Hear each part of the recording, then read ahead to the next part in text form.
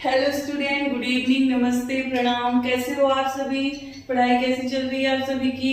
जो मैंने आपको कल पढ़ाया था कि आपने रिवीजन किया था, उसको अच्छे से आपको समझ में आ गया है ना?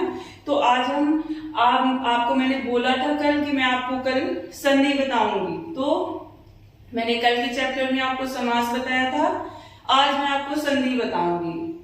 तो संधि होती क्या है? वर्णों के जो मेल होता है, वर्णों का जो मेल होता है वही संधि कहलाता है। तो इसमें भेद क्या है इसका, कितने प्रकार की होती है? तो संधि 3 प्रकार की होती है। स्वर, व्यंजन, विसर्ग।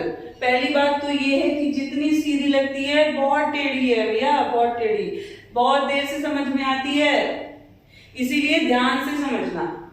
तो ये 3 प्रकार की होती है, स्वर, व्यंजन, विसर्ग। इसमें से स्वर व्यंजन जब आपको समझ में आएगा तभी आपको विसर्ग समझ में आएगी। इसीलिए मैंने अभी के चैप्टर में आपको स्वर और व्यंजन बस ही बताऊंगी, विसर्ग मैं अगले सेशन में बताऊंगी। तो स्वर जो है वो 5 प्रकार की होती है, दीर्घ स्वर संधि, गुण स्वर संधि, वृद्धि स्वर संधि, यण स्वर संधि और अयादि स्वर संधि। दीर्घ स्वर संधि क्या है इसका अच्छे से समझिएगा, क्योंकि इसमें मात्रा, वर्णों का मेल जो है, उसकी मात्राएं जो है, उसी से ये आधे से पूरा शब्द बनता है, पूरे से आधा शब्द बनता है, इसलिए आपको अच्छे से समझना पड़ेगा। तो दीर्घ स्वर संधि जो है वो उसमें आ मतलब बड़ा आ, बड़ी ई, बड़ा उ, अगर ये है तो समझ जाना दीर्घ स्वर संधि।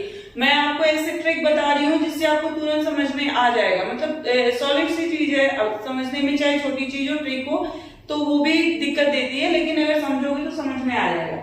तो बड़ा आ, बड़ी ई, बड़ा उ जिधर होंगे वो दीर्घ स्वर संधि। जैसे देवालय है तो देवालय का अगर संधि विच्छेद करोगे तो क्या हुआ? देव धन आलय। मतलब विच्छेद करने पे अगर बड़ा आ, बड़ी ई, बड़ा उ आ रहा है तो ये दीर्घ स्वर संधि होगी, क्योंकि देव धन आलय, देवालय हो गया। रवि धन ईस यानी रवीस, ये वही दीर्घ। गुण स्वर संधि में ए, ओ और री की मात्रा जो होती है वो अगर होगी तो आप मान लेना कि ये गुण स्वर संधि है। सुर धर इंद्र, सुरेंद्र का संधि विच्छेद क्या हुआ? सुर धन इंद्र। तो ये सुर धन इंद्र से क्या बन गया? सुरेंद्र, सुरेंद्र बन गया। ठीक है। तो पर धन उपकार, परोपकार। देव धन ऋषि, देवर्षि, ये लगा हुआ है ना इधर, तो इससे समझ जाना कि गुण स्वर संधि है। वृद्धि स्वर संधि, ए ओ की मात्रा।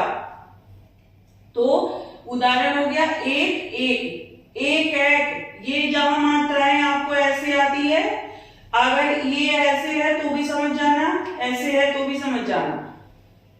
ऐ की मात्रा, औ की मात्रा, ये जहां पे होंगी वो वृद्धि स्वर संधि दर्शाती है। एक धन एक इक्वल टू एक एक।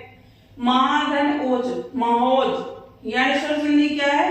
या वा रा। ये 3 जो है, इन तीनों के पहले यदि आधा वर्ण है, मतलब ये शब्द जब बनेंगे इनके पहले यदि आधा शब्द, आधा व्यंजन यानी कि व्यंजन या स्वर जो भी हो वो बनेगा तो ये यण स्वर संधि होगी। उदाहरण अति धन आवश्यक, तो ये क्या बन गया? अत्यावश्यक। या के पहले आधा लगा हुआ है ना, ये वर्ण होता है, तो ये अति धन आवश्यक बराबर ये संधि विग्रह हो गया इसका। देवी धन आगमन तो देव्यागमन। पितृधन आज्ञा, पित्राज्ञा। अयादि स्वर संधि 5वां हो।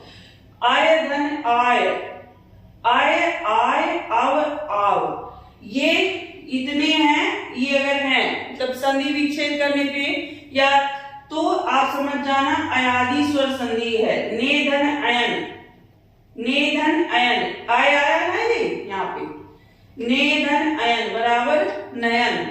पो धन अन बराबर पवन, सौ धन अन बराबर सावन, ऐसे हो। और व्यंजन, अब ये पांचों तो मैंने आपको समझा दिया। जो दीर्घ मतलब जो स्वर संधि थी उसके ये 5 भेद होते हैं, दीर्घ, गुण, वृद्धि, यण, अयादि स्वर संधि।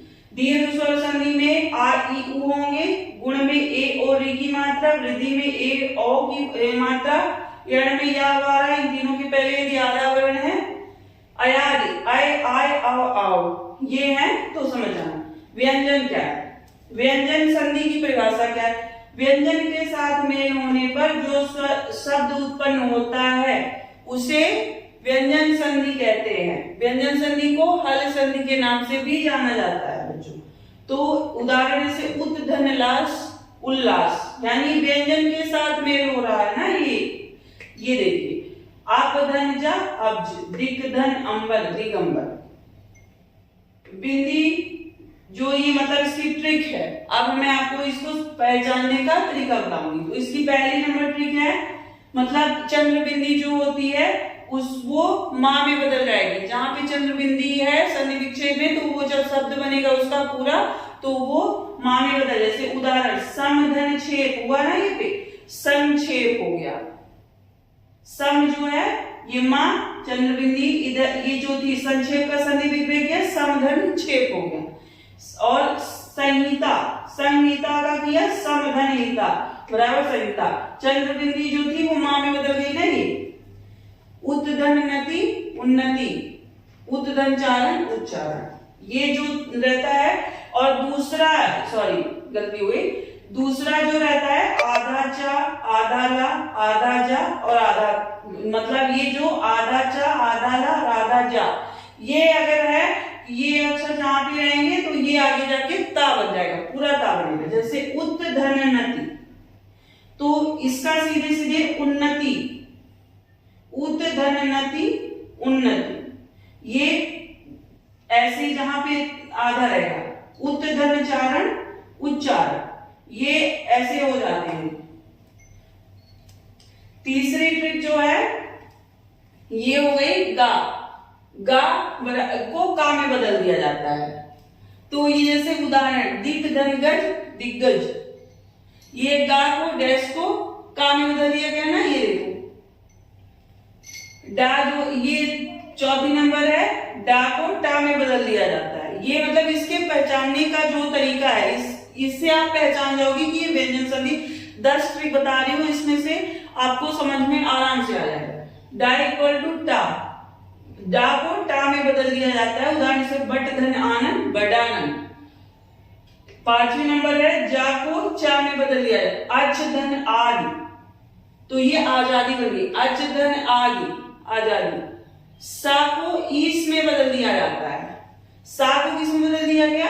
ईस में, यानी देव धन ईस, तो ये देवेश बन गया। ये देखिए ईस जो था ये ना, ये देवेश बन गया।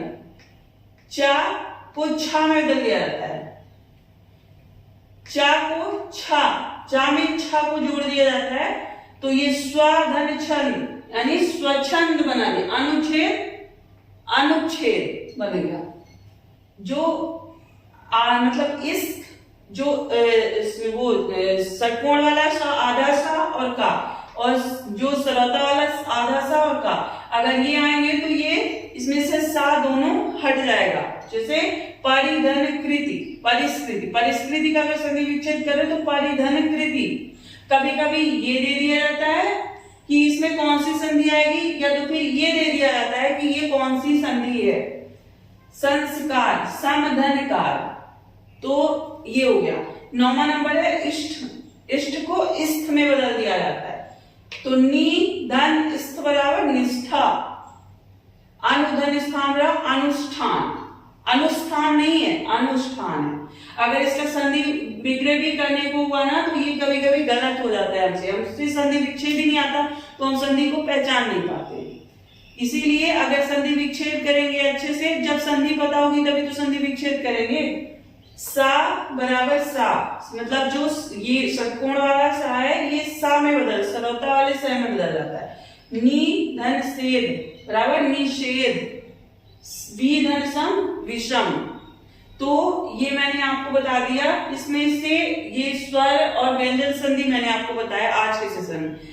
ये समझ में आ जाएगा तो मैं अगले सेशन में आपको विसर्ग संधि बताऊंगी। विसर्ग संधि क्योंकि जब ये दोनों समझ में आएंगे तभी वो समझ में आएगी। तो आज का सेशन ये हो गया। अब इनमें से आपको क्या समझ में नहीं आ रहा है, आप वीडियो को देखो, वैसे हद तक तो समझ में आ जाएगा, लेकिन अगर समझ में नहीं आ रहा है तो आप मुझे बताना, मैं आपको ये सारी चीजें फिर से मैं रिपीट कर दूंगी, कोई दिक्कत की बात नहीं है। लेकिन पढ़ाई अच्छे से करो, क्योंकि जो मतलब जो व्याकरण है हिंदी का, सबसे ज्यादा अगर आप समझ गए तो फिर हिंदी तो फिर आसानी है, कोई उसमें वो नहीं है। जो ग्रामर है उसका मेन वही है। अब जैसे अभी मैं आपको संधि बता रही हूँ, फिर मैं आपको अलंकार भी बताऊंगी, समास तो मैंने आपको बता ही दिया है, मेन 3 ही है, फिर बाकी जो और है तो फिर मैं बताती रहूंगी आपको आराम से, लेकिन मैं आपको भी 3 ही बताऊंगी। बाकी फिर क्योंकि 15 नंबर की ही आने वाली है, उसके बाद इंग्लिश की ग्रामर बताऊंगी, क्योंकि 1 महीने का टाइम है, तो उसमें जिससे सब आराम से हो जाए। तो ये हो गया, आप लोगों की पढ़ाई कैसी चल रही है आप मुझे कमेंट में बताइए। वीडियो अगर अच्छा लगे तो ज्यादा से ज्यादा शेयर, सब्सक्राइब और लाइक करिए, क्योंकि इससे हमको पावर मिलती है कि हाँ हमको कोई अप्रोच कर रहा है तो हम और अच्छे से उसको पढ़ाएं, तो आप हमको अप्रोच करिए। तो इसके लिए हम आपके आभारी रहेंगे, क्योंकि अगर हम साथ में मिलकर करेंगे तभी कुछ हो पाएगा।